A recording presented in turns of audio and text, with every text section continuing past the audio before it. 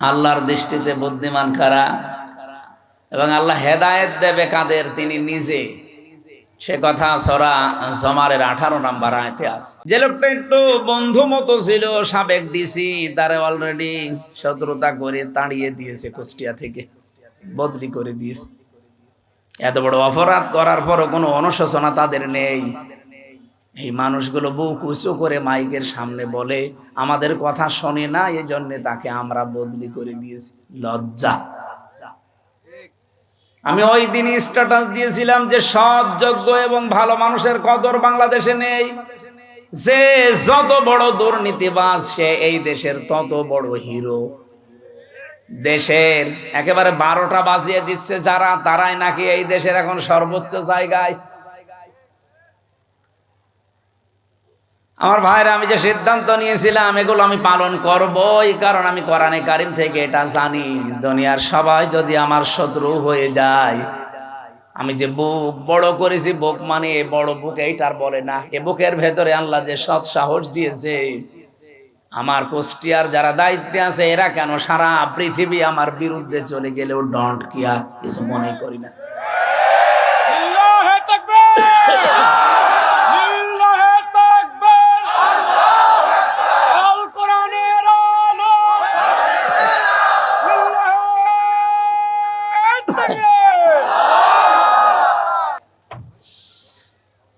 আল্লাহ রাব্বুল আলামিন বলেন আল্লাযীনা ইয়াস্তামিউনাল কাওলা ফায়াত্তাবিউনা আহসানা উলাইকাল্লাযীনা হাদাহুমুল্লাহ ওয়া উলাইকা হুমুল আলবাব। এই আয়াতটা পড়ার পরে আমি মাঝে মাঝে মিলাই দেশের মানুষের সাথে যে আল্লাহ বুদ্ধিমান বলেছেন কাকে আর আমরা বুদ্ধিমান বলি কাকে।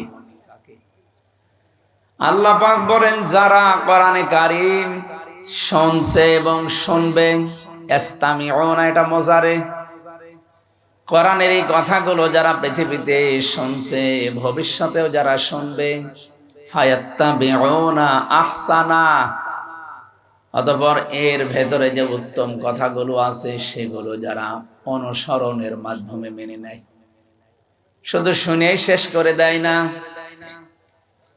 ইত্তেবা করে।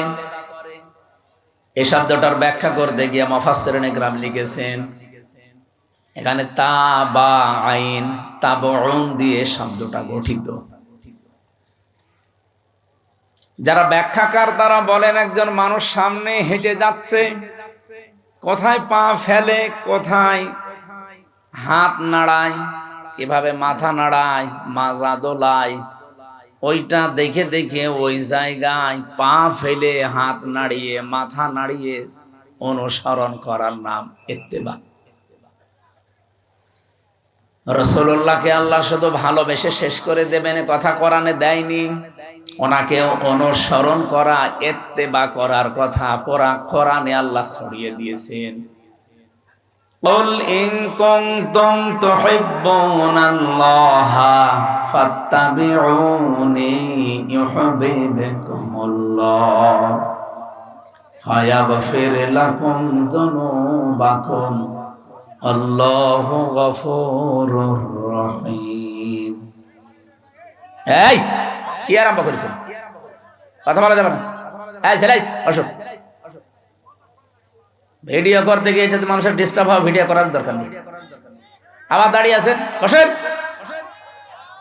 আবার কিসের ওপর আপনি কিসের উপর বসে গেলেন? না নিচে নামে, আপনার কারণে পেছনের মানুষ ডিস্টার্ব হচ্ছে। ভাই এখানে কি কি দাঁড়িয়ে আছেন? এই জায়গায় বসেন।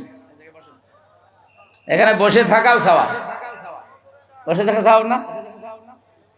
এটা যদি গানের অনুষ্ঠান হইতো বসে থাকলেও গুনাহ। অন্তত যারা বসে আছেন বসে থাকাটাও যেহেতু সওয়াব, এটা ডিস্টার্ব করে গনার ভাগীদার হবেন না ভাই। এটা তো প্রতিদিন হয় না, বছরে মনে হয় 1-2 বার, একবার তাও 1-2 দিন হয়। তো 1 বছর পরে আবার এই গ্রামে অনুষ্ঠান সাজাবে এলাকাবাসী, তা আপনি হেলায় খেলায় নষ্ট করছেন কোন কারণে? আজকে কত বড় গুরুত্বপূর্ণ বিষয়গুলো আমাদের তেলাওয়াতকৃত আয়াত থেকে বের হবে ইনশাআল্লাহ। আল্লাহ তৌফিক দান করেন। একটু খেয়াল করে শুনবেন, অবশ্যই বরকত পাওয়া যাবে। আমার ভাইরা, রব্বুল আলামিন কোরআনে কারিমের এই আয়াতটা আমি যতবার পড়েছি ততবার নতুন নতুন বিষয় আমার মাথার ভেতরে আল্লাহ দিয়েছেন। গতানুগতিক ভাবে বহু কথাই আয়াতের আমরা শুনেছি সারা জীবন। হে নবী, আপনি বলুন, যদি আল্লাহকে কেউ ভালোবাসতে চায় সে যেন রাসূলুল্লাহকে ভালোবাসে। এই কথাটা এই জায়গায় নেই। তাহলে আল্লাহ হাব্বন দিতেন। আল্লাহ দিয়েছেন তাবউন, ওই যে শব্দটা সূরা জুমারের 18 নম্বর আয়াতে আছে, ওই শব্দ এখানে আছে। ওর যা মাদ্দা, এইটাও একই মাদ্দা।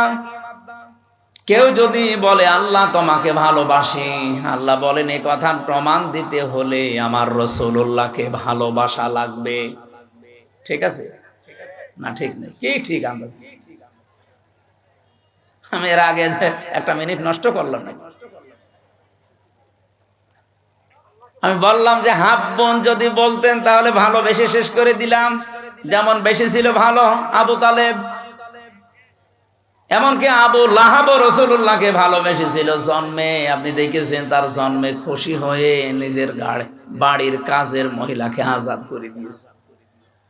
এরকম তো আপনারা করতে পারবেন না, আমরাও পারি না। এত বড় স্যাক্রিফাইস করেছে সেই লোকটা, কিন্তু সে ভালোবাসা পর্যন্ত শেষ করে দিয়েছে। রাসূলুল্লাহ যখন অনুসরণের কথা জানিয়েছে তখন সে পাথর মেরেছে। এই কথা বলেন না কেন? আমি এখান থেকে একটা শিক্ষা পেয়েছি, বিশ্ব নবীর দিকেও কিন্তু এই হাত দিয়ে এভাবে পাথর তুলে নিক্ষেপ করেছিল আর বলেছিল তাব্বালাকা আলিহাদা জামাতানা, মুহাম্মদ তুমি ধ্বংস হয়ে যাও, আমাদেরকে এই কথা বলার জন্য একত্রিত করেছো। আমি যতগুলো তাফসীরে জীবনে মিলিয়েছি, আমার ছোট্ট ব্রেনের ভেতরে এটা অলরেডি ধরা দিয়েছে। বাংলাদেশ সম্পর্কে আমি এই কথাটা এভাবে বলতে চাই, আবু লাহাব শুধু একটা পাথর নিক্ষেপ করেছিল রাসূলুল্লাহর দিকে। কয় হাত দিয়ে বলেন বলেন? ও কিন্তু এক হাত দিয়ে পাথর নিক্ষেপ করেছে, দুই হাত ব্যবহার করে নাই। কিন্তু আল্লাহ কোরআনে কারিমে জবাব দেওয়ার সময় এক হাতের কথা দেয়নি, দিয়েছেন তাব্বাত ইয়াদা আবি লাহাবি ওয়া তাব। আল্লাহ ইয়াদা নিয়েছিল শব্দটা, নুনটা পড়ে গেছে। ইয়াদুন না দিয়ে আল্লাহ ইয়াদা টান দিলেন কেন? আমার প্রশ্ন, দুনিয়াতে যে যতটুকু অপরাধ করে তার অতটুকু শাস্তি দিলেই এটা ন্যায় বিচার হয়ে যায়। আল্লাহ তাআলা এখানে এক হাত ব্যবহার না করে দুই হাতের কথা জানিয়েছেন। এতটুকু আল্লাহ শেষ করে দেননি, অতাব্বা দিয়েছেন। ওর দুই হাত তো ধ্বংস হবে, এমন কোন নিজেও ধ্বংস হয়ে যাক। আল্লাহ বরদোয়া দিতে দিতে এমন পর্যায়ে গেছে, মা আগনা আনহু মালুহু ওয়া মা কাসাব। ও জীবনে যা অর্জন করেছিল ওর কোনো সম্পদ কাজে আসে নাই। এমনকি ওর লাশটা শেষ পর্যন্ত পচে নষ্ট হয়ে গেছে, মাটিও কেউ দিতে পারে না। শেষে ঠেলা দিয়ে গর্তের ভেতরে ফেলে পাথর দিয়ে চাপা দিয়েছে তার আত্মীয় স্বজনেরা। আপনি ভাবেন তো কোন পর্যায়ে তাকে পৌঁছিয়েছে। রাসূলুল্লাহর সাথে বেয়াদবি করে আর কি, সায়াসলা নারং যাতা লাহাব। এখানে আল্লাহ সিন দিয়ে আরম্ভ করলেন। আমার মনে হয় ইয়াসলা নারং যাতা লাহাব দিলেও আমরা আলেমরা অর্থ করতে পারতাম, পারতেন না? সিন দিয়েছেন কেন? সিন, সাফা, কদ, লাম এরকম 13টা শব্দ আছে আরবি গ্রামারে। কোন সেন্টেন্সের আগে যদি একটা ব্যবহার হয়, বিশেষ করে সিন আর সাফা, তাহলে বাংলা অর্থ দাঁড়ায় অতি তাড়াতাড়ি, অতি শীঘ্রই। আল্লাহ তাআলা সেই 1500 বছর আগে ওর নামে বলতে বলতে এই পর্যায়ে এসেছেন যে অতি শীঘ্রই ওকে জাহান্নামের লেলিহান আগুনে প্রবেশ করাবো। অতটুকু আল্লাহ বলেন না যে না, ওয়ামরাতু, ওর স্ত্রী পর্যন্ত ওর সাথে থাকবে। এখান থেকে আমি সেই কয়টা শিক্ষা বের করতে পেরেছি, তার 1 নম্বরে এই লোকটা এক হাত ব্যবহার করে হাত ধ্বংস হয়ে গেল। তার কয়টা? ওনা এইটা দিয়ে মেরেছে, এইটা তো কিছু করে নাই, কিন্তু এই হাত নড়াচড়া করেছিল। আমি যদি এইটা এখন এখান থেকে অন্তত 20 হাত দূরে নিক্ষেপ করি, এভাবে হাত তো ব্যবহার করছি একটা, আর এইটা নড়াচড়া করবে। কি কথা বলছে না কেন? আল্লাহ এই যে নড়াচড়া করেছিল, এই জন্য এই হাতও রাখে নাই, এটাও ধ্বংস করে দিয়েছে।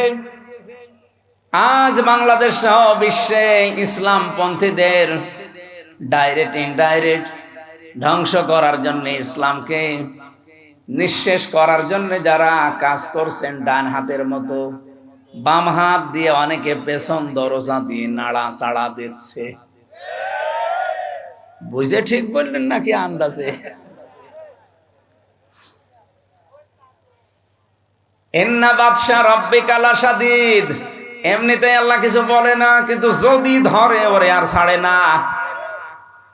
এই কথাগুলো আরবিতে না বললো, বাংলায় সংসদে বলবো, যে যারা আজকে ডাইরেক্ট ইনডাইরেক্ট ডান হাতের ভূমিকা পালন করছেন ইসলামের বিরুদ্ধে, আর অনেকে আছে বোবা শয়তান, নীরবে শুধু নাড়াচাড়া দিচ্ছে।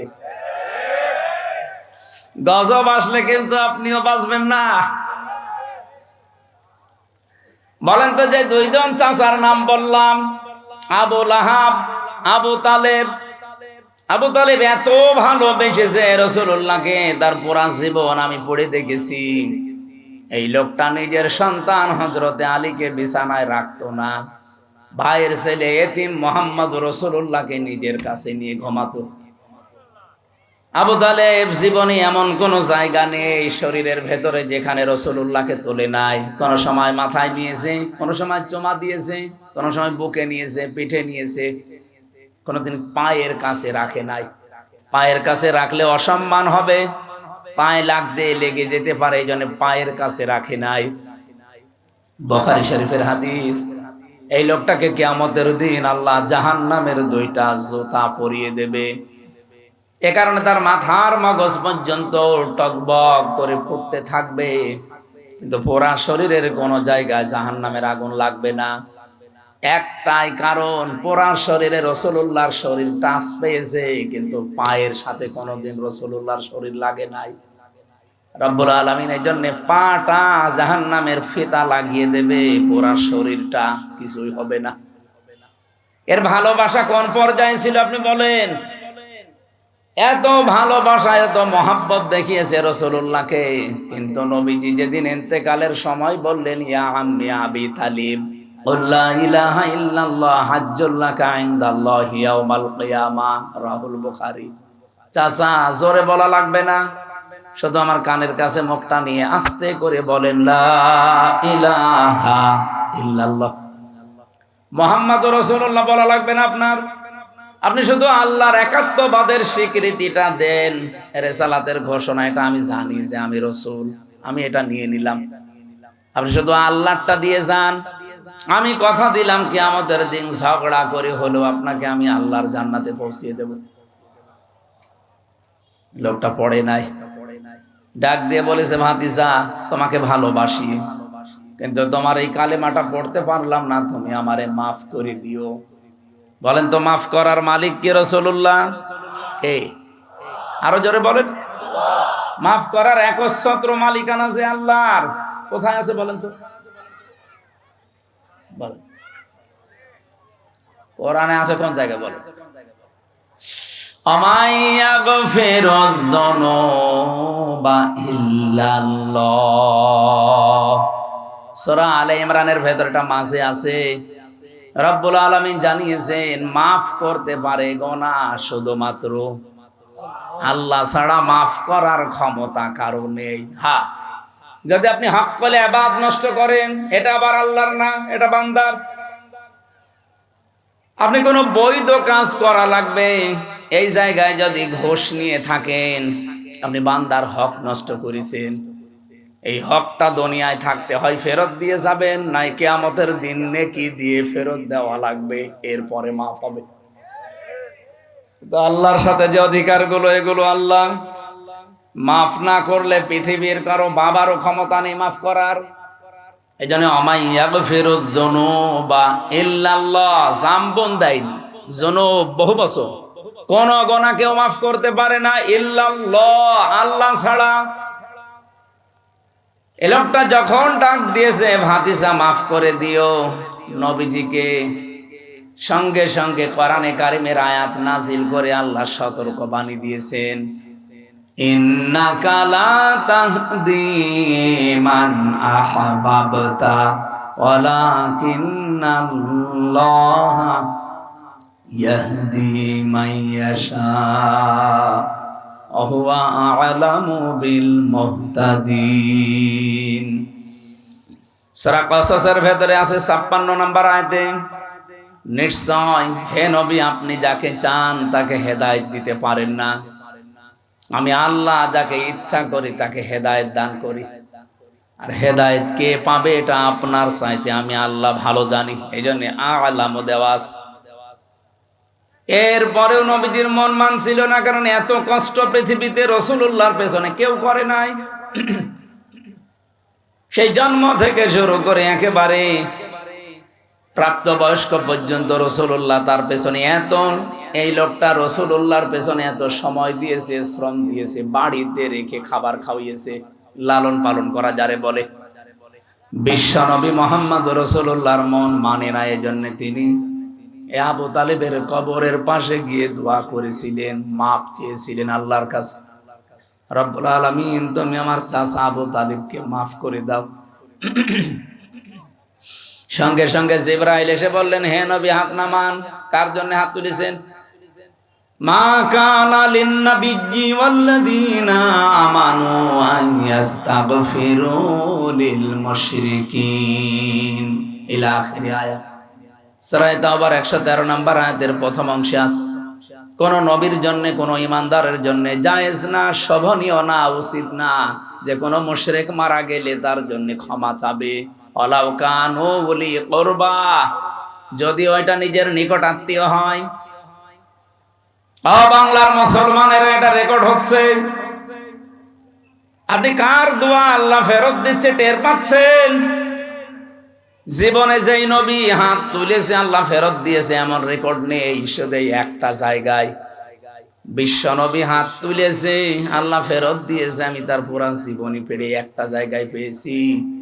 মনের ভেতরে যার কামনা আসলে কবুল হয়ে যেত, মনের ভেতরে কামনা আসলে যার কবুল হয়ে যেত, সেই নবী হাত তুলে বসে আছে, আল্লাহ হাত ফেরত দিচ্ছে যে চাচা মুশরিক এই কারণে। অথচ বাংলাদেশে আমরা দেখি অনেক মুশরিক একেবারে টাটকা মরে যায়, আর আমরা দোয়া করে জান্নাতে দিয়ে আসি, মনে হয় যে আমরা কন্ট্রাক্টারই নিয়েছি। জান্নাত তো আমাদের বাবার, নাকি আমাদের বাবার? এ ধোকার ভেতরে আছেন আপনারা, আর আমরাও ধোকা দিচ্ছি। নবীজির মতো মানুষ যদি দোয়া করে দোয়া আল্লাহ ফেরত দেয় যে কবুল হবে না, চাচা মুশরিক, আপনার আত্মীয়তাতে কি হয়েছে? কোন কোন চিন্তায় আছেন আপনি নিজেকে প্রশ্ন করেন। এত ভালোবাসা মহব্বত দেখিয়ে লোকটা মাপ পায়নি, শুধুমাত্র তার জীবনে অনুসরণ ছিল না রাসূলুল্লাহর। আল্লাহ পাক এজন্য সূরা আলে ইমরানের 31 নম্বর আয়াতে জানিয়েছেন, যদি আল্লাহকে ভালোবাসি এ কথা প্রমাণ দিতে চাও আমার রাসূলুল্লাহকে অনুসরণ করার মাধ্যমে দাও। ইউহিব্বুকুমুল্লাহ, এক নম্বরে আমি আল্লাহ নিজেই তোমাদেরকে তাহলে ভালোবাসা আরম্ভ করছি এবং করব, করেছি না। ইউহিব্বু এটাও মজারে, কেউ যদি রাসূলুল্লাহকে অনুসরণ আরম্ভ করে আমার আল্লাহ তাকে ভালোবাসা শুরু করবে। এই এদিকে তাকান, ভালো করে এই শব্দটা বোঝেন। কোরআনের কোন শব্দ যদি কেউ বোঝার জন্য চেষ্টা করেন 500 রাকাত নফল নামাজের সওয়াব হবে। এই যে ভাই, এই কে, এটা কে? ঠিক আছে,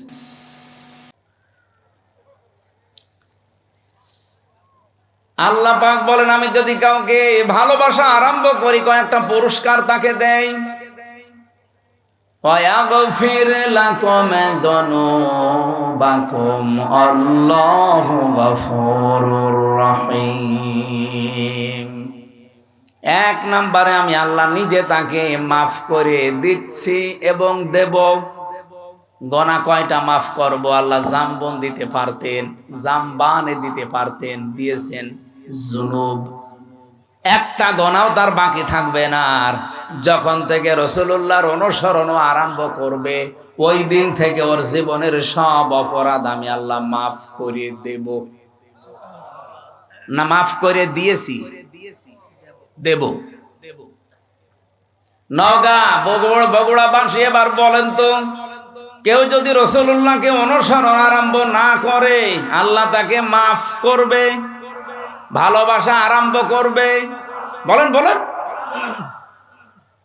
এই আয়াতটার ব্যাখ্যা পড়ে আমি যতটুকু বুঝলাম, এই পৃথিবীতে কেউ যদি রাসূলুল্লাহর অনুসরণ আরম্ভ না করে, ও যদি আকাশ দিয়ে উড়িয়েও যায়, আল্লাহ ওকে এখনো ভালোবাসা আরম্ভ করেনি। এখন আমার প্রশ্ন ভাই, এই যে অনুসরণটা, এটা কি আংশিক না পূর্ণাঙ্গ? বলেন বলেন। বাংলাদেশে বহু মানুষ আমরা রাসূলুল্লাহ অনুসরণ করি ভালোবাসার মাধ্যমে, কিন্তু আংশিক। হয়তো টুপি দিয়ে, জব্বা দিয়ে, দাড়ি দিয়ে, পাগড়ি দিয়ে, দস্তরখানা বিছিয়ে খাবার খাওয়া, এই অনুসরণ আমাদের শেষ। জীবন কি এই শেষ না আরো আছে? আপনাকে তো অনুসরণ করা লাগবে পূর্ণাঙ্গ। এই পূর্ণাঙ্গ অনুসরণের কথাগুলো যখন আমরা বিস্তারিত বলতে চাই, তখন যারা ওই আংশিক অনুসরণ করে অভ্যস্ত, তারা আমাদেরকে শত্রু মনে করে। আমার কথা মনে হয় বুঝে ফেলেছেন। না বোঝার ভান করে আছেন কারা? হাত তোলেন তো। আপনি এখনো বোঝেননি?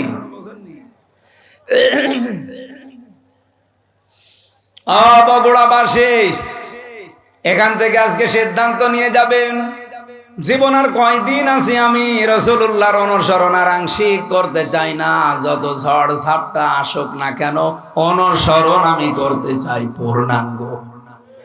কথা বলেন না কেন?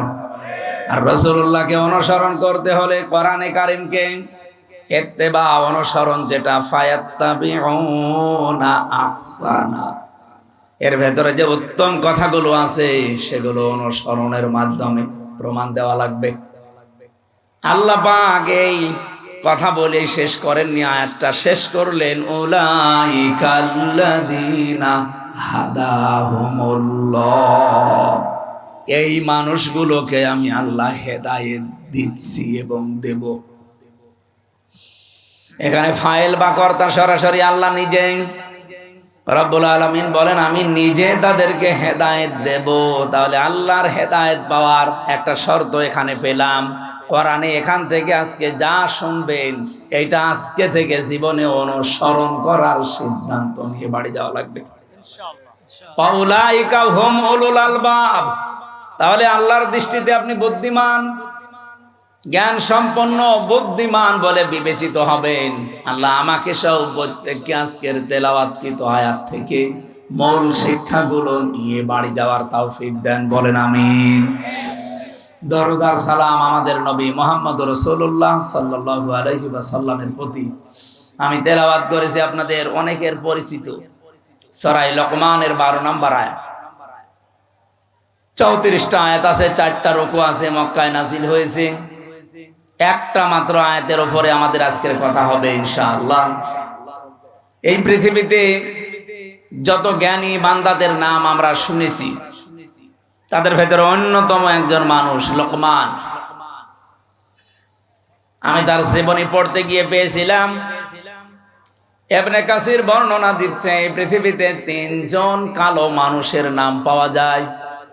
একজন হযরতে ওমরের খাদেম ছিলেন, মাহজা। 2 নম্বরে হযরতে বেলাল রাদিয়াল্লাহু তাআলা আনহু। 3 নম্বরে লোকমান আলাইহিস সালাম। চেহারা এত কালো, আমরা তো বুঝবো কালো বললে কি কাক অথবা হাড়ির তলা অথবা এই যে মাইক্রো, এ তো কি কালো। এর চাইতে হযরতে লোকমান আলাইহিস সালাম আরো কালো ছিলেন।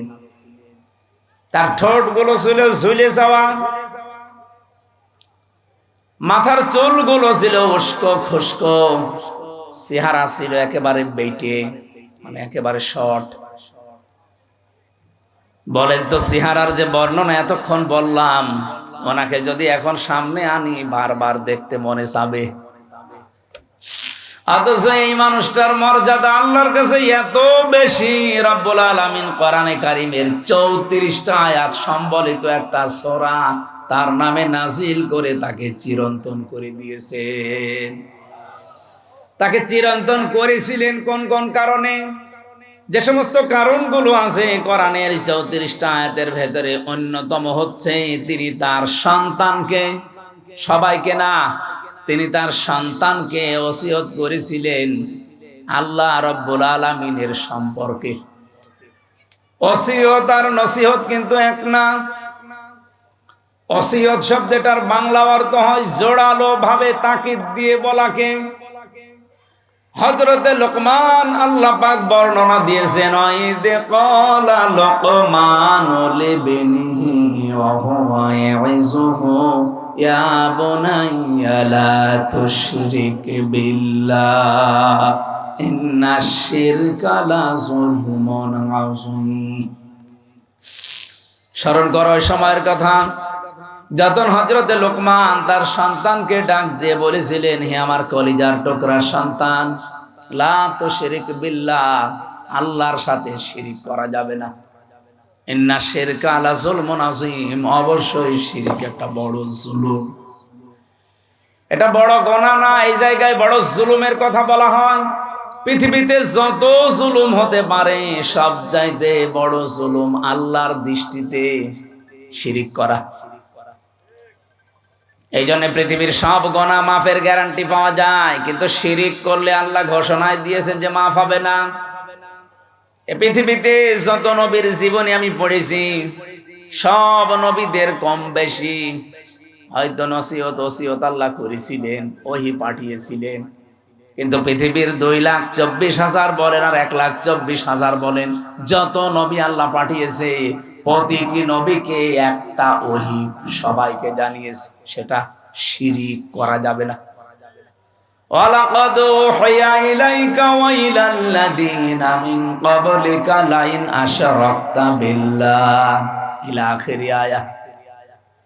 লাইন আশরাকতা লা ইয়াহবাতান্না আমালুকা ওয়া লা তাকুনান্না মিনাল খাসিরিন। অবশ্যই হে নবী, আপনাকে আর আপনার পূর্বে যত নবী রাসূল পাঠিয়েছি প্রত্যেককে আমি ওহী করেছিলাম যে শিরিক করা যাবে না। আপনিও যদি শিরিক করেন, লাইন আশরাকতা লা ইয়াহবাতান্না আমালুকা, লামে তাকিদ নুনে সাকিলা, আপনার যত আমল আখলাক আছে, যত কাজ কারবার সব আমি আল্লাহ নষ্ট করে দেব। এখানে ফাইল সরাসরি আল্লাহ নিজে। ওয়ালা তাকুনান্না মিনাল খাসিরিন, আবার আল্লাহ গ্যারান্টি দিয়ে বলেছেন তুমি ক্ষতিগ্রস্ত হয়ে যাবে। বলেন নাউজুবিল্লাহ। নবীকে যদি আল্লাহ এত বড় হুঁশিয়ারি দিতে পারে, আমরা তো তার উম্মত। এই জন্য ভাইরা, আর জীবনে যাই করেন কোন শিরিক যেন জীবনে না ঢোকে। শিরিকের এক কথাই ব্যাখ্যা হচ্ছে এই, আল্লাহ যেটা পারে ওটা অন্য কেউ পারে, এই কথা বিশ্বাস করার নাম শিরিক। এ বিশ্বাস বাংলাদেশের মানুষের নেই। আরো জোরে বলেন। কত মানুষ হেলায় খেলায় হোক, জেনে হোক না জেনে হোক বলে ফেলছে যে ক্ষমতায় দেওয়ার মালিক ও জনগণ, না মানোর মালিক ও জনগণ। এটা যে প্রকাশ্য শিরিক, আপনারা কি বিশ্বাস করেন? শিরিক যে লোকটা করে সে লোকটা মুশরিক। সে লোকটা কি? আরো জোরে বলেন। ইন্নাহু মাইয়ুশরিক বিল্লাহ ফাকাদ হারামাল্লাহু আলাইহিল জান্নাহ। কোন মানুষ যদি শিরিক করে আমার আল্লাহ তাকে মাফ করবে না, গ্যারান্টি দিয়ে দিয়েছেন, ঘোষণা। তার 1 নাম্বার শাস্তি জাহান্নাম, তার জন্য ওয়াজিব, আর জান্নাত হারাম। ওমা লিয-যালিমিনা মিন আনসার, এমনকি তাকে সাহায্যকারীও কাউকে পাওয়া যাবে না। বগুড়াবাসী আমি খুব চিন্তায় থাকি এই শব্দগুলো নিয়ে। বহু মানুষের জীবনে নামাজ, রোজা, হজ, যাকাত, পর্দা এগুলো আমরা পাচ্ছি, কিন্তু শিরিক রন্ধ্রে রন্ধ্রে ঢুকে আমাদের সব আমলগুলো অলরেডি নষ্ট করে ফেলছে। আহ্বান জানাচ্ছি, যাই করেন হিসাব নিকাশ করে, শিরিক যেন জীবনে না ঢোকে আমাদের। হযরত লোকমান তার সন্তানকে টাকা পয়সার সাথে আমার পরে ক্ষমতায় যাওয়া লাগবে কি করে, এইটা তিনি পরিচয় করাননি। হযরত লোকমান তার সন্তানকে পরিচয় করিয়েছিলেন কার সাথে? আরো জোরে বলেন। রব্বুল আলামিন এই উপদেশ বাণীতে, এই ওসিয়তে এত খুশি হয়েছেন। এই ওয়াজটা শোনার পর রব্বুল আলামিন এবার শুধুমাত্র হযরতে লোকমানের ছেলেকে না, কিয়ামত পর্যন্ত যত সন্তান দুনিয়ায় আসবে সব সন্তানের জন্য আল্লাহ নিজে এবার ওসিয়ত করলেন, ওয়াসাইনাল ইনসানা বিওয়ালিদাইহি হামালাতুহু উম্মুহু ওয়াহনান আলা ওয়াহান। তাম পৃথিবীর সব মানুষকে, এ মানুষ বলতে শুধু মুসলমান না, হে লোকমান, তুমি তো সন্তানকে টাকা পয়সা কিভাবে কামাই করা লাগবে, কিভাবে ক্ষমতা দখল করা লাগবে, প্রভাব প্রতিপত্তি এলাকায় অর্জন করা লাগবে, এ পরিচয় করাওনি। তুমি পরিচয় করালে আল্লাহর সাথে। আমি আল্লাহ এখন দায়িত্ব নিয়ে তোমার সাথে তোমার সন্তানের পরিচয় করিয়ে দিলাম। শুধুমাত্র তোমাকে না, ওয়াসাইনাল ইনসান আছে। ইনসান মানে শুধু মুসলমান না, ইনসান মানে মানুষ।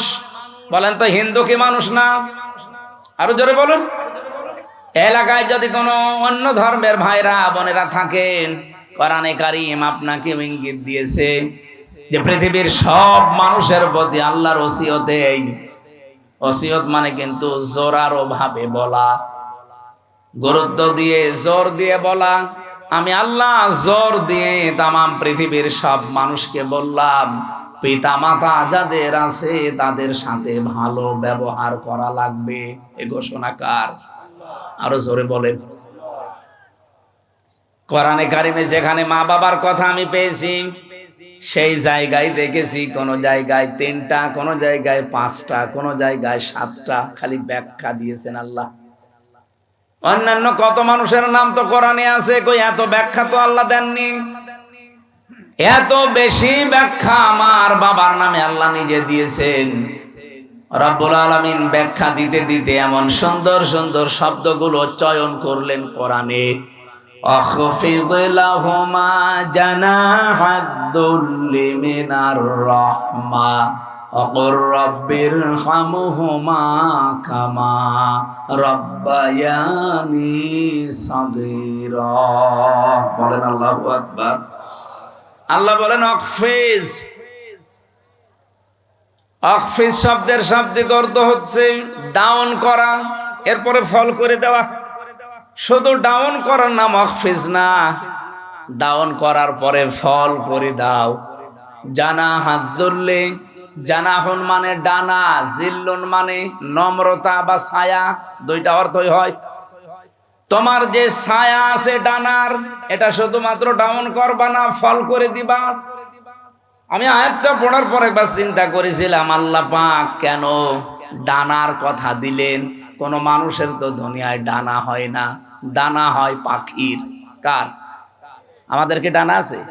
না, আমাদের আছে হাত। আল্লাহ তাআলা ইয়াদুন দিতে পারতেন, ইয়াদুন না দিয়ে, আদুদা না দিয়ে আল্লাহ জানাহুন দিয়েছেন। এটা ধার করে নিয়ে এসেছেন পাখির কাছ থেকে।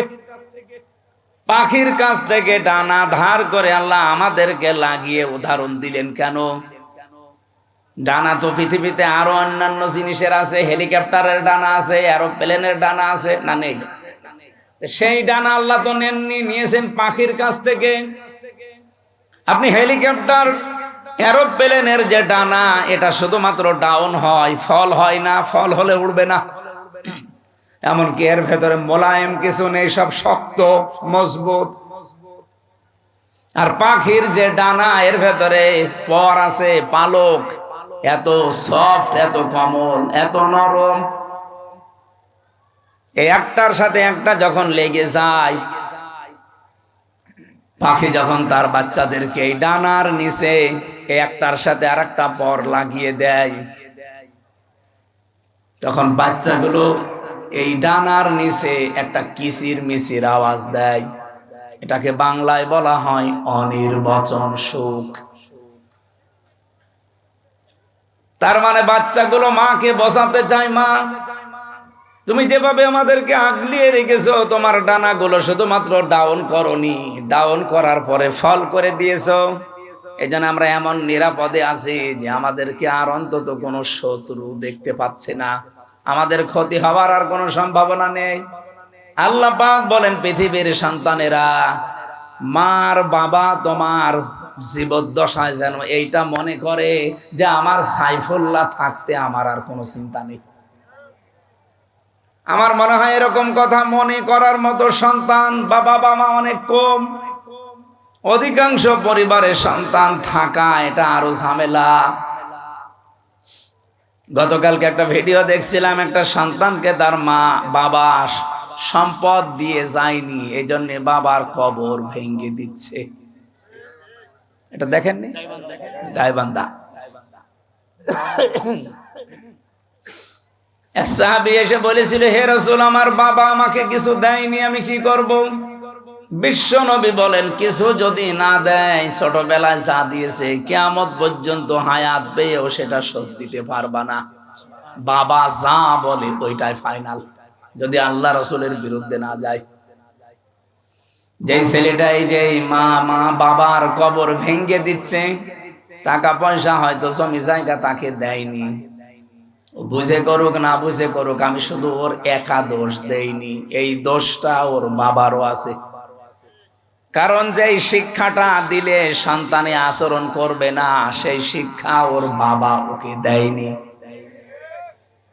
যেই শিক্ষা দিলে আল্লাহর পরে মার বাবার স্থান এটা জানা যায়, ওই রকম শিক্ষাগুলোই মনে হয় আপনাদের এলাকায় বিভিন্ন জায়গায়। সাইফুল্লাহ ভাই বলছিলেন প্রায় 17টা কয়টা মক্তব চালু আছে, 11টা 13টা। এইরকম সন্তানগুলো যে সমস্ত এলাকায় আছে, এই 13টা 15টা 20টা করে যদি সব উদ্যোগ নিয়ে যে শিক্ষা পেলে আপনার কবর ভাঙবে না, আরো কবরের পাশে দাঁড়িয়ে দোয়া করবে, এইরকম আব্দুল হাই সাইফুল্লাহর মতো সন্তান আমরা তৈরি করতে চাই। আল্লাহ পাক প্রতিটি জেলায় প্রতিটি এলাকায় এরকম মানুষ যেন তৈরি করে দেন, বলেন আমিন। আমার ভাইরা, আমার কথা ছিল, হযরত লোকমান তার সন্তানকে পরিচয় করিয়েছেন শুধুমাত্র আল্লাহর সাথে। আমার আল্লাহ বলেন, আমি দায়িত্ব নিয়ে তামাম দুনিয়ার সব সন্তানকে পরিচয় করালাম তার মা আর বাবার সাথে।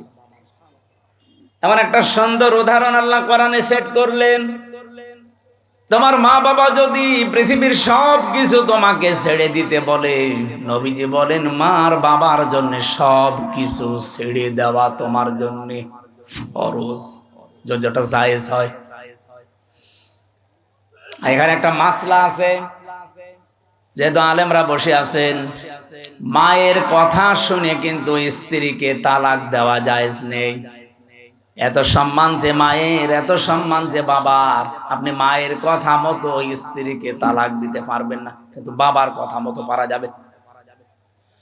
কারণ বউ আর শাশুড়ির ভেতরে যে সম্পর্কটা মার মেয়ের মতো হওয়া দরকার, এটা 100টার 98টা পরিবারে আজ বাংলাদেশে নেই। এই কথা বলে না কেন? এ ওর দোষ ধরে, ও এর দোষ ধরে। অথচ ওইটা যদি ওনার নিজের মেয়ে হতো কোনোদিন ওইভাবে ভুল ধরতো না, আর ওইটা যদি ওর নিজের মা হতো কোনোদিন দোষ ধরতো না। আল্লাহ ভালো জানে যে দুইজনের ভেতরে মিল হয় না, হচ্ছে না, এই জন্য মায়ের কথা মতো হুট করে আপনি বউ তালাক দিতে পারবেন না। বাবার কথা মতো যদি ওটা জায়েজ পর্যায়ে যায়, তাহলে বউ বাদ দেওয়া যায়। আমার ভাইরা, আমি একটা বাস্তব কথা বলছি। আজ বাংলাদেশের আমার যতটুকু ধারণা আমি দেখি এবং শুনি, এদেশের আজ 100টা পরিবারের 90টা পরিবারে শান্তি নেই, শুধুমাত্র বউ আর শাশুড়ির এই ছোট মনের কারণে। আমরা আহ্বান জানাবো, মেয়েরা যারা এসেছেন, আপনাদের মনটা আপনারা উদার করবেন। কয়দিন থাকবেন এই দুনিয়াতে? এই ছোট্ট দুনিয়ার ফেরেবে পড়ে যদি বিশাল আখিরাত আপনি পরিবারেই নষ্ট করে ফেলেন, আপনার মতো কি বলবো আহাম্মক আর কেউ নেই। প্রত্যেককে আহ্বান জানাচ্ছি, নিজের মায়ের মতো মনে করে চলেন। নিজের মাও তো কত দোষ করে, ভুল করে, আপনি সবই সহ্য করে নেন, মাফ করে দেন। নিজের মেয়েও তো কত ভুল করে, না জানলে শিখিয়ে দেন। শাশুড়িগুলো যদি এই পর্যায়ে তৈরি হয় আর পুত্রবধূগুলো যদি মেয়ের মতো তৈরি হয়, বাংলাদেশের পরিবারে স্বামীদের হাড়ের রোগ হবে না। বিয়ে করেনি তো হাসতেছে, বিয়ে করলে টের পেলে। বিয়ে যারা করে না ওরা এই ঔষধ এখনো পায়নি। আমি তো যতটুকু দেখছি হাজারো পরিবারে আজ আমরা পুরুষ মানুষ যারা হার্টের রোগী, এই বউ আর শাশুড়ির এই ছোট মনের কারণে। এই এলাকায় মনে হয় এরকম মহিলা নেই? সম্মানিত মা বোনেরা, শুধু নামাজ পড়া রোজা রাখার কালো বোরকা পরা ইবাদত না, শাশুড়ির সাথে মায়ের মতো আচরণ করা ইবাদত। পুত্রবধূর সাথে নিজের মেয়ের মতো আচরণ করা এটা ইবাদত। আপনি কিন্তু জালেম হয়ে মরবেন। এই শাশুড়ি যারা কিছু হলেই শুধু ছেলের কানে কানে তুলে দেয়, এটা তাল লাগায়, এর কারণে ছেলেটার তার বউকে দেখতে পারে না, পরিবারে অশান্তি হয়, মেয়েটা অশান্তিতে থাকে। এই শাশুড়ি এরকম মন যাদের আছে, এরকম আচরণ যারা করেন, আপনি কিন্তু জালেম হয়ে মরবেন। এরকম শাশুড়ি কার বাড়িতে আছে একটু হাত তোলেন দেখি। এই এলাকায় তো ভালো মানুষ সব, আলহামদুলিল্লাহ অনেক ভালো এলাকা।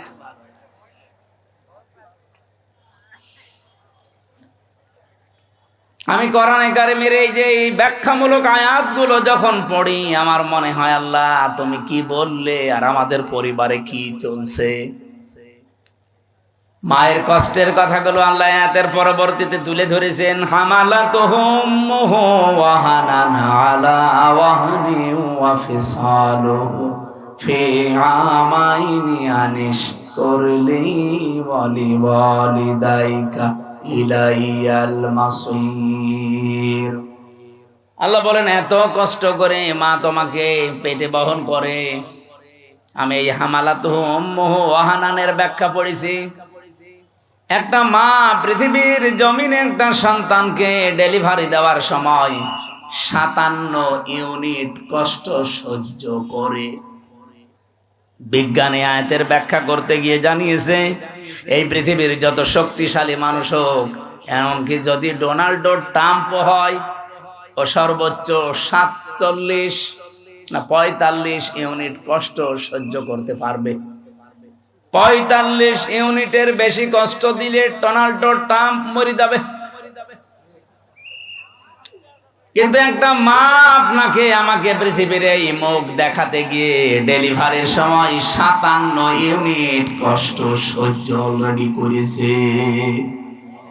এই কষ্ট সহ্য করার সময় সে সিদ্ধান্ত নিয়ে ফেলেছিল যে এই পৃথিবীতে যদি এই আমির হামজা, এ গোলাম রব্বানী, এ আকরাম এ সুন্দরভাবে খালাস হয়ে যায়, তাহলে জীবনে আর স্বামীর কাছে যাব না।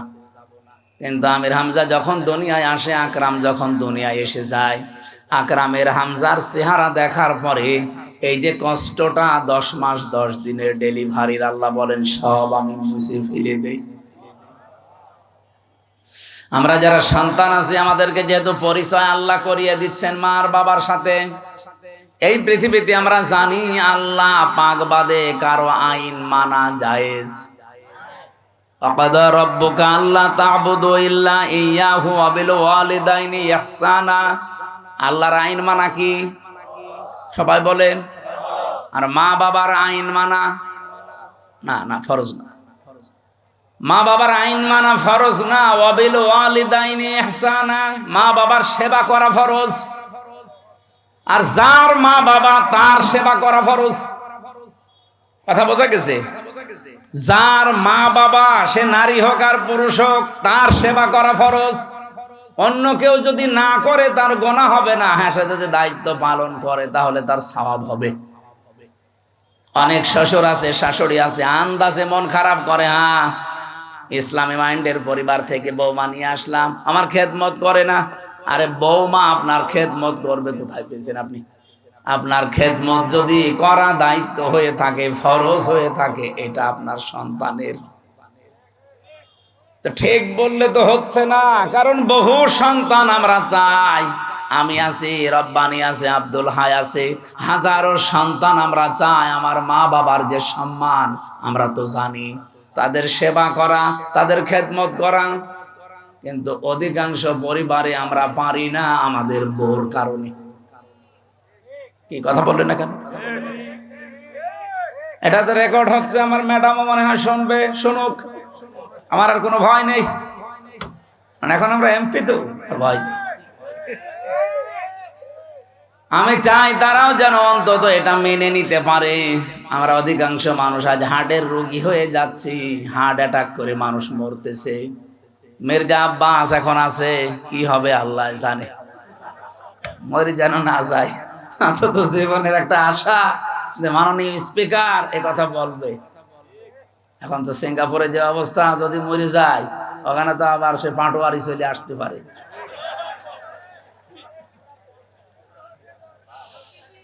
বগুড়াবাসী, এবার আমি যে কথা তুলতে চেয়েছিলাম, আমার 8টা পয়েন্টের উপর আজকে আলোচনা আমি নোট করেছি।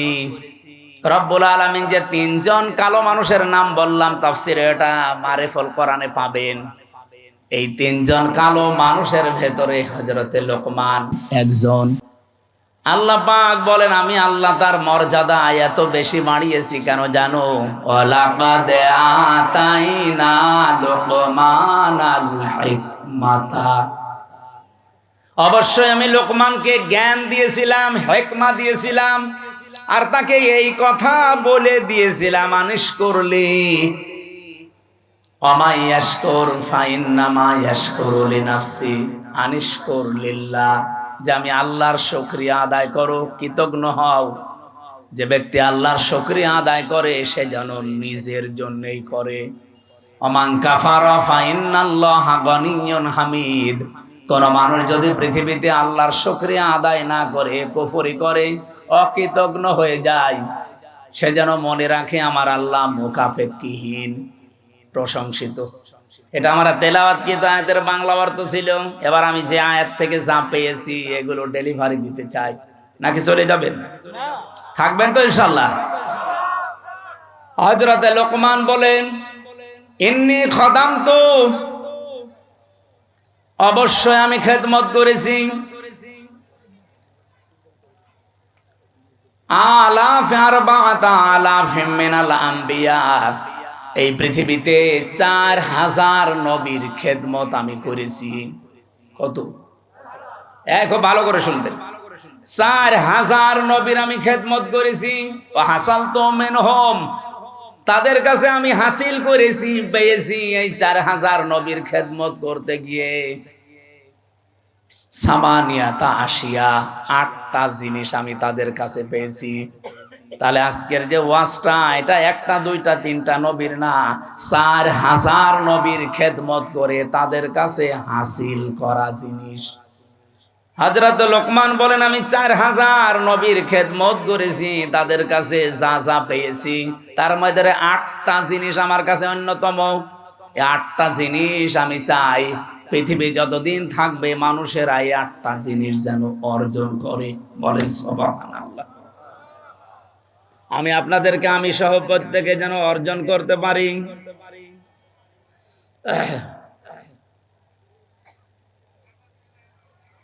বারবার কল মানুষ দেয়, বিবেক আছে, সময় জানে যে আলোচনা। 1 নম্বরে 8টা শিক্ষার ভেতরে আমি পেয়েছি নবীদের কাছ থেকে যে নামাজের ভেতরে মন তৈরি করা লাগবে। কিসের ভেতরে? প্রশ্ন আসতে পারে, সব নবীর না জামানায় কি নামাজ ছিল? হ্যাঁ, হযরতে আদম আলাইহিস সালাম থেকে শুরু করে মুহাম্মদুর রাসূলুল্লাহ পর্যন্ত যত নবী আল্লাহ দুনিয়াতে পাঠিয়েছেন, প্রত্যেক নবীকে আল্লাহ পাক কম বেশি সেজদার হুকুম দিয়েছিলেন। হ্যাঁ, তাদের হয়তো এভাবে 5 ওয়াক্ত ছিল না, কিন্তু সেজদা দেওয়ার নিয়ম ছিল, কারণ সেজদা ছাড়া কেউ আল্লাহর নিকটবর্তী হতে পারে না। আসজুদ ওয়াক্তারিব, সেজদা দাও, আল্লাহর নিকটবর্তী হয়ে যাও।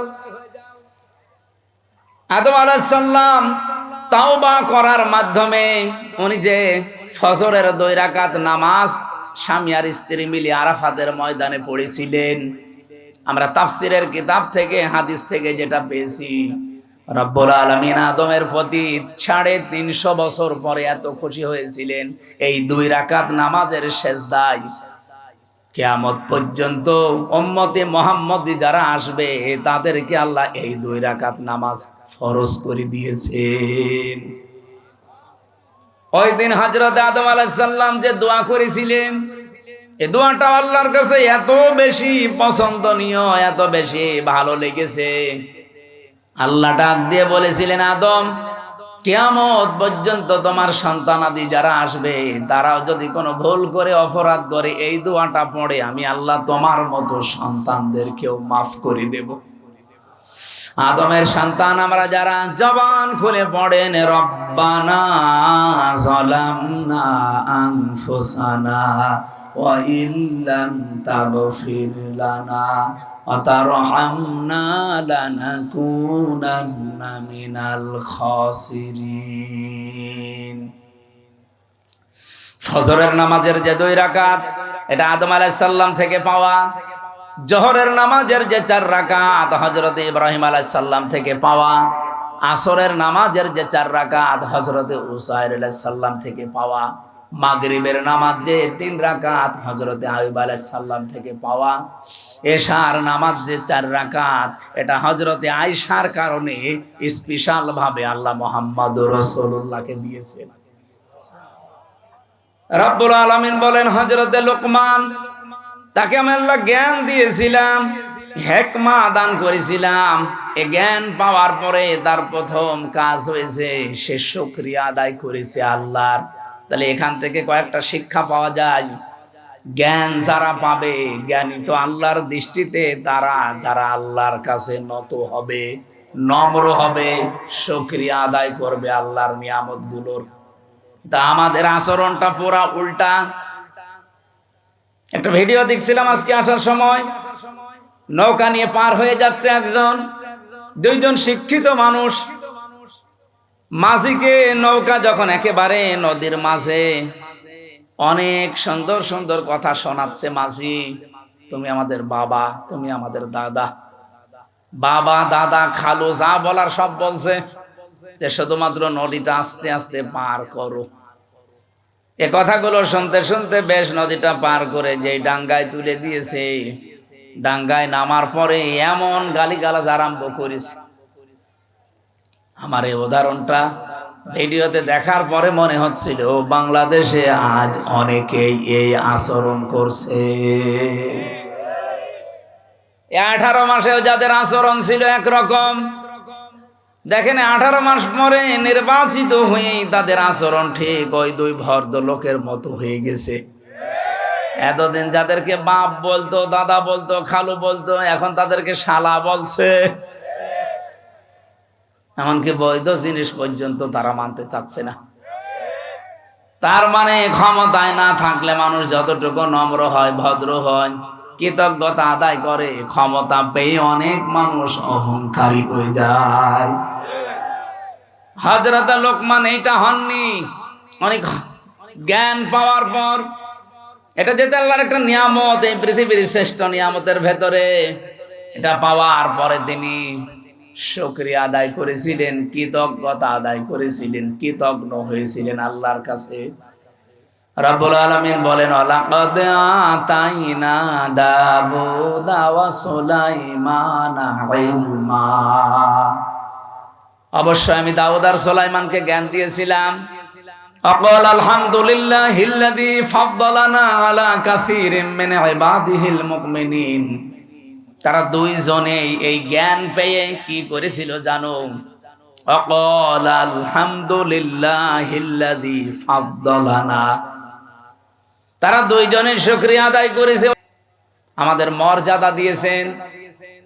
মেনে আলা কাসীরিম মিন ইবাদিহিল মুমিনিন, এই পৃথিবীতে বহু মুমিন বান্দাদের উপরে আমাদের মর্যাদা যিনি বাড়িয়েছেন, তার দরবারে আমরা শুকরিয়া আদায় করছি। তাহলে জ্ঞান পাওয়ার পরে জ্ঞানী মানুষদের আচরণ হওয়া দরকার।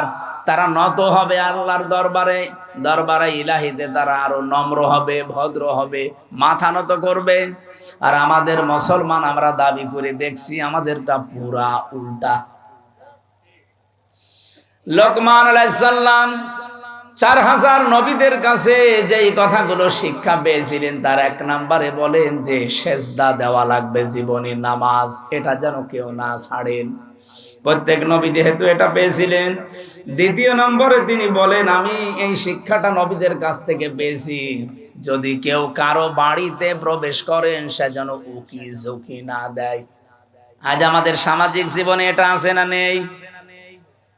বেশ ভালো মানুষ মনে হয়, বাড়িতেও ঢোকে, সালাম দিয়েই ঢোকে, ঢোকার পরে শয়তান তারে দখল করে নেয়, বাড়ির ভেতরে শুধু এদিকে ওদিকে উকি ঝুঁকি দেয়। উনি বলেন 4000 নবীর খেদমত করে আমি এইটা পেয়েছি যে কারো বাড়িতে ঢুকলে উকি ঝুঁকি দেওয়া যাবে। কথা বুঝেছেন? অনেক মানুষ চালাকি করে, আমি দেখি বাড়িতে, বাড়ির বাইরে দাঁড়িয়ে সালাম দেয়, আসসালামু আলাইকুম। এটা দেওয়ার পরে জিজ্ঞাসা করে, করতে করতে বাড়ির ভেতরে প্রবেশ করে সব দেখা শেষ। না, এই চালাকি করা যাবে না, কোরআনের নিষেধ। ইয়া আইয়ুহাল্লাযীনা আমানু লা তাদখুলু বুয়ুতান গায়রা বুয়ুতিকুম হাত্তা তাস্তানিসু ওয়া তুসাল্লিমু আলা আহলিহা। রব্বুল আলামিন বলেন, হে নবী, ইমানদারদেরকে বলেন নিজের ঘর হোক আর অন্যের ঘর হোক, সালাম দেওয়া অনুমতি ছাড়া কারো বাড়িতে যাওয়া, এটা আমাদের আর সামাজিক জীবনে আছে। বলেন বলেন, এটা আল্লাহ যেন আমাদের মেনে চলার তৌফিক দেন, বলেন আমিন। এটা অনেকেই হেলায় খেলায় নষ্ট করে, আমলটা করতে চায় না। না, এটা কোনো অনেক গুরুত্বপূর্ণ বিষয়, কোরআনে আল্লাহ যেহেতু দিয়েছেন। বহু মানুষ এই ছোট্ট আমলটার ভেতরে, এরপরে আমি কিছু আয়াতের ব্যাখ্যা পড়ে তাফসিরে দেখেছি, আজ যারা নিজেদের স্ত্রীকে প্রথম 1 বছর 1.5 বছর 2 বছর ভালো লাগে, কিন্তু এরপরেই দেখি সংসার আর টেকে না, নিজের বউর চাইতে অন্যের বউ দেখলেই কেমন যেন ভালো লাগে। এরকম মানুষ দেশে নেই? আপনি আছেন এরকম? এই রোগ দেশে আছে না নেই বলেন তো? প্রথম কিন্তু ভালোই লাগে। কালকেও একটা বিচার এসেছিল আমার কাছে, প্রায় রাত 10:30 পর্যন্ত এটার বিচার আমি করেছি। একজন মাওলানা, আমি নাম নিলাম না,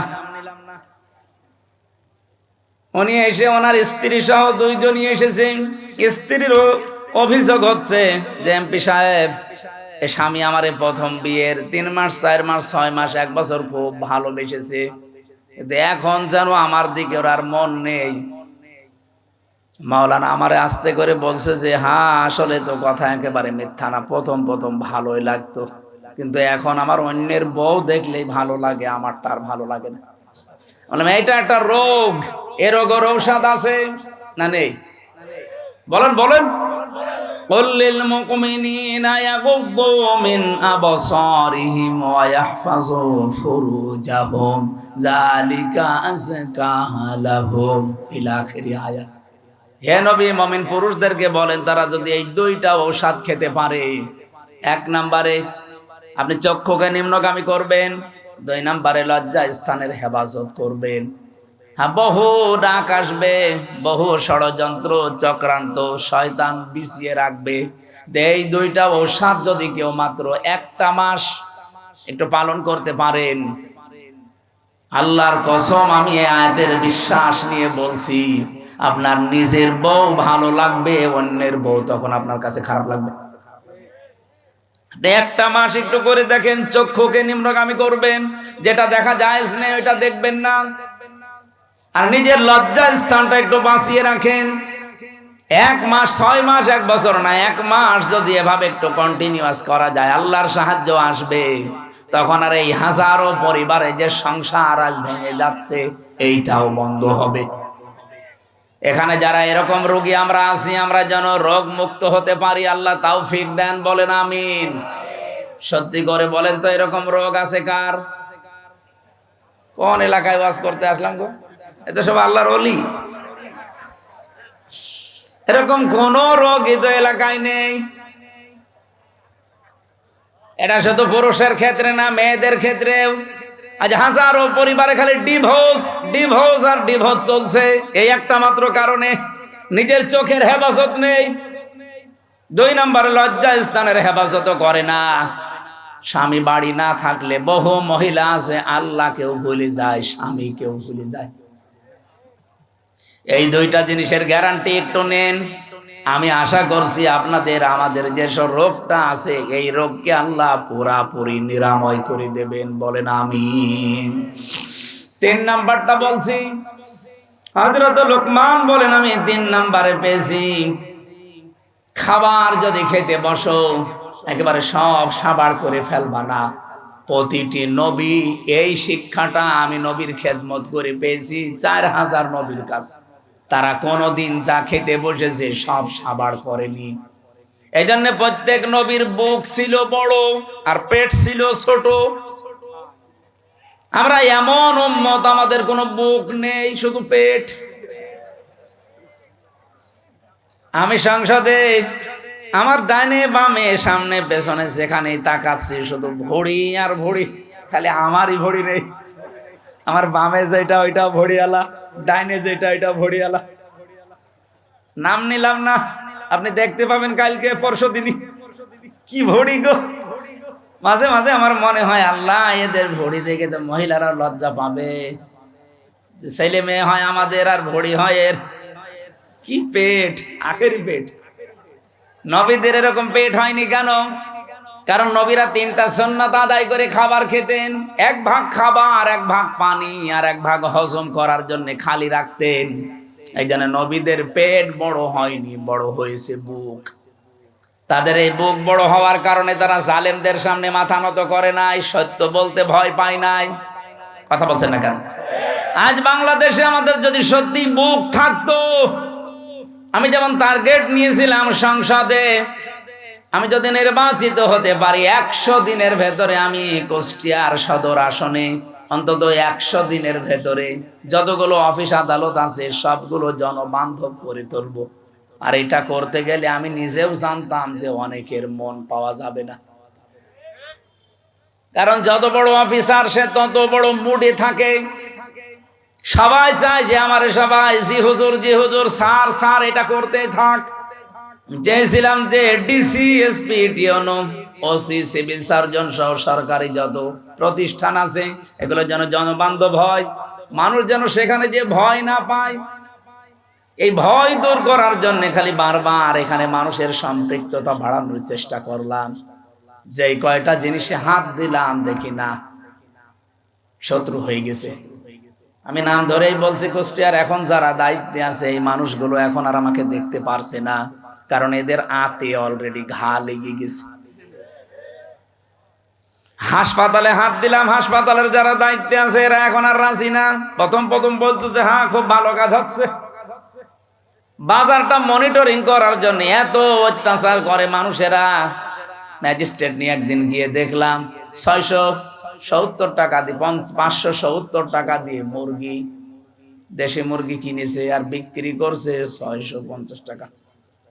ম্যাজিস্ট্রেটকে বললাম দেখেন তো সর্বোচ্চ লাভ করার কি আছে? উনি বলছে 18 থেকে 20 টাকা।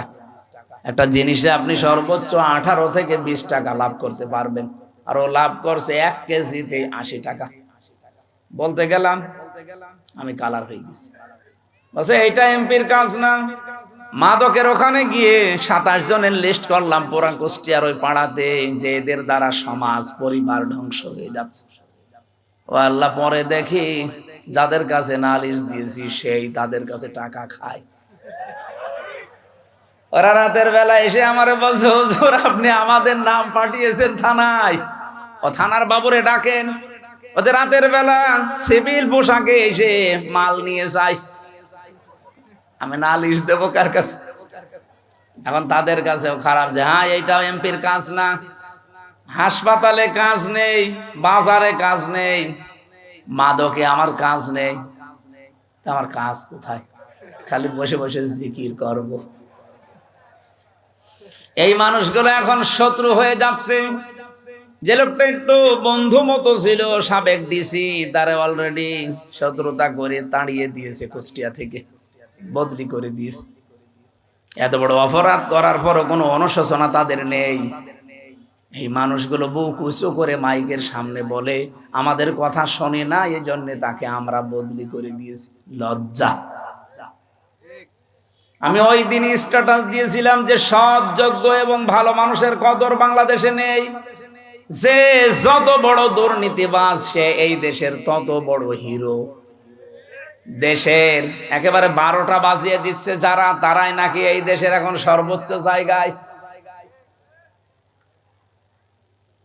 আমার ভাইরা, আমি যে সিদ্ধান্ত নিয়েছিলাম এগুলো আমি পালন করবই, কারণ আমি কোরআনে কারিম থেকে এটা জানি, দুনিয়ার সবাই যদি আমার শত্রু হয়ে যায়, আমি যে বুক বড় করেছি, বুক মানে বড় বুক এইটার বলে না, এ বুকের ভেতরে আল্লাহ যে সৎ সাহস দিয়েছে, আমার কুষ্টিয়ার যারা দায়িত্বে আছে এরা কেন সারা পৃথিবী আমার বিরুদ্ধে চলে গেলেও ডন্ট কেয়ার, কিছু মনে করি না।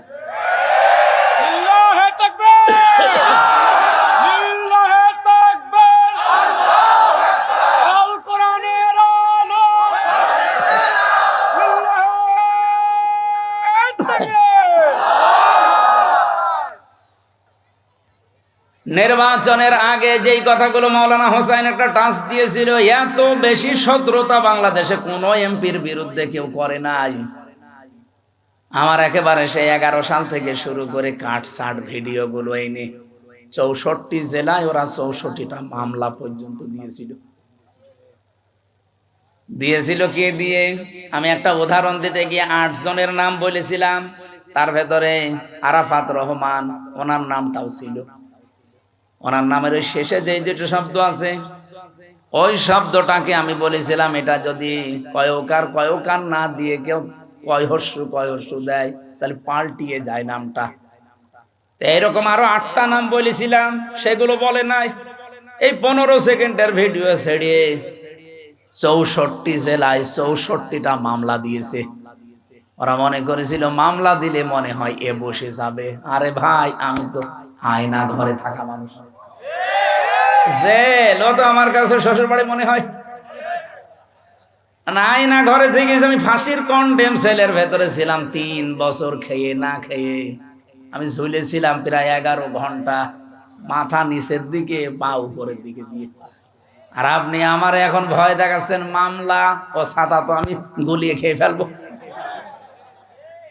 এই জন্য আমাদের বুক বড় করা লাগবে ভাই।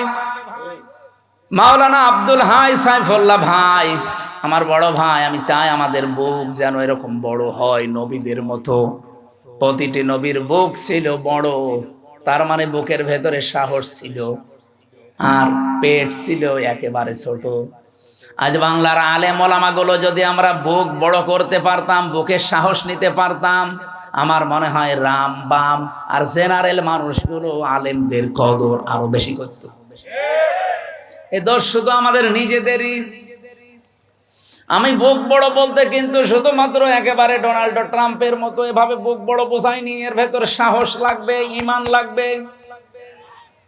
হযরত লোকমান বলেন, আমি নবীদের কাছে 4000 নবীর কাছে এইটা পেয়েছিলাম, 4 নম্বরে পেয়েছি প্রত্যেকটা নবীর কাছ থেকে যে কথা বলতে হলে হিসাব করে বলা লাগবে। কত মানুষ আজকে কথা বলছে দেখেন, হিসাব নেই। কত মন্ত্রী আজ কথা বলছে, তেল দিতে পারে না, একটু সরি বলবে না, হাইটে চলাফেরা করতে পারেন না, শরীর ভালো থাকবে। মানে মাথা থেকে পা পর্যন্ত পিটানো দরকার। কালকের দিন পরে তো দেখা হবে না, কারণ আমার পাশেই সিট, ওই সামনে তাকালে দেখা হবে। আমি জিজ্ঞাসা করবো চোখে চোখে যে আপনি একটা কথা বলবেন, তেল দিতে পারেন না, সরি বলবেন না। বলছে হাঁটাহাঁটি করলে শরীর ভালো থাকে। সংসদের মেন গেট থেকে ভেতর পর্যন্ত এতটুকু পথ উনি হেঁটে আসে না, গেটে নামে, এরপরও মানুষের ঘাড়ে হাত দিয়ে যায় ভেতরে। আর সে যদি এই কথা বলে, কথা হিসাব নিকাশ করে বলা দরকার না? গতকালকে একজন এক কথা বলে, অলরেডি সারা দেশে এখন 92% মুসলমানের কলিজায় অন্তত রক্তক্ষরণ হচ্ছে, যদিও মুসলমান দাবি করে থাকে। উনি বলেছে ধর্ম ভিত্তিক রাজনীতি, ধর্ম কায়েম করার জন্য এই দেশে মুক্তিযুদ্ধ হয়নি, হয়েছে কিসের জন্য? ধর্ম যদি না থাকে দেশে, শুধু ইসলাম ধর্ম বলছি না, প্রত্যেকটা ধর্ম, কোন ধর্ম খারাপ কিছু করতে বলে না। ধর্ম যদি না থাকে আপনি কিভাবে থাকবেন, কোন পরিচয়ে থাকবেন বলেন? সুতরাং কথা যারা বলবেন হিসাব করে বলবেন। 5 নম্বরে উনি বলেন আমি পেয়েছি নবীদের কাছ থেকে, সব সময় আল্লাহকে সঙ্গে রাখা লাগবে। 6 নম্বরে আমি পেয়েছি এই পৃথিবীতে কবরের চিন্তা করা লাগবে। 7 নম্বরে আমি 2টা জিনিস অর্জন আর 2টা জিনিস বর্জন পেয়েছি। 7 নম্বরে পেয়েছি সব সময় মানুষ যেন অন্তত মরা লাগবে এই চিন্তাটা মাথায় নিয়ে ঘোরে। যখনই চিন্তা হবে যে মরা লাগবে, ওর দ্বারা দুর্নীতি করা সম্ভব না। সর্বশেষ আমি 8 নম্বরে প্রত্যেক নবীর কাছে এটা পেয়েছি যে জীবনে আমাদের যেন কোনো বিষয়ে অহংকার না আসে। আল্লাহ পাক এই 8টা জিনিস 4000 নবী এগুলো শিখিয়েছে। উনি বলেন হাসাল তো আমি হাসিল করেছি, পেয়েছি মিনহুম এই নবীদের কাছ থেকে সামানিয়াতা আশিয়া, এই 8টা জিনিস কিয়ামত পর্যন্ত দুনিয়ায় যারা আসবে তারা যেন এই 8টা জিনিসকে ফলো করে চলতে পারে, আমরাও যেন পারি। বলেন আমিন। আমায়াশকুর ফাইন্নামা ইয়াশকুরু লিনাফসি, আল্লাহর কোনো লাভ নেই, এভাবে শুকরিয়া আদায় করে চলতে পারলে লাভ আমাদেরই। কারণ আমার আল্লাহ 2টা নাম এখানে দিয়েছেন, গনিয়্যুন হামিদ, উনি মুখাফেক্ষিহীন এবং প্রশংসিত। আমরা যদি কেউ দুনিয়ায় প্রশংসা আল্লাহর না করি, আল্লাহর ক্ষমতা হারিয়ে যাবে। বলেন বলেন। সুতরাং আল্লাহ পাক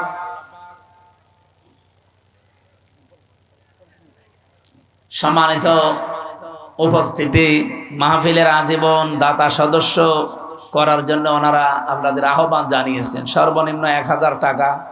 এটা যেহেতু কিয়ামত পর্যন্ত অন্তত আশা করছে চলবে, ওনারা আর কয়দিন, ওনারা নাই মুরব্বী নাই আর 20 বছর, সাইফুল্লাহ ভাই নাই আর 50 বছর, এরপরেও তো চলবে, এটা না চলবে না, কিয়ামত পর্যন্ত আশা করছে এটা চলবে। যারা আপনাদের পরবর্তী প্রজন্ম আসবে তারা যেন এই দাতা হয়ে থাকে। আমরাও বিভিন্ন জায়গায় অলরেডি দাতা হয়ে আছি, আমার যতটুকু সামর্থ্য আছে। আপনারা সর্বনিম্ন 1000 টাকা করে, আমার মনে হয় যদি 313 জনের একটা টার্গেট আছে না, ওই রকম থাকলে 3 লাখ 3.5 লাখ টাকা এমনি উঠে যাবে। আপনারা এই কাজটা করে যাবেন এখানে যারা আছেন, যদি পারেন। এখন তো রাত 12টা বাজে, এখন আর মোবাইল নাম্বারটা দিয়েছেন মাওলানার কাছে, অথবা মসজিদে যারা বসে আছে ওনাদের কাছে দিয়ে যাবেন। আল্লাহ আমাদের তৌফিক দিন, ভালো কাজে সাহায্য করেন। আল্লাহুম্মা আমিন। রব্বানা যালামনা আনফুসানা ওয়া ইল্লাম তাগফির লানা ওয়া তারহামনা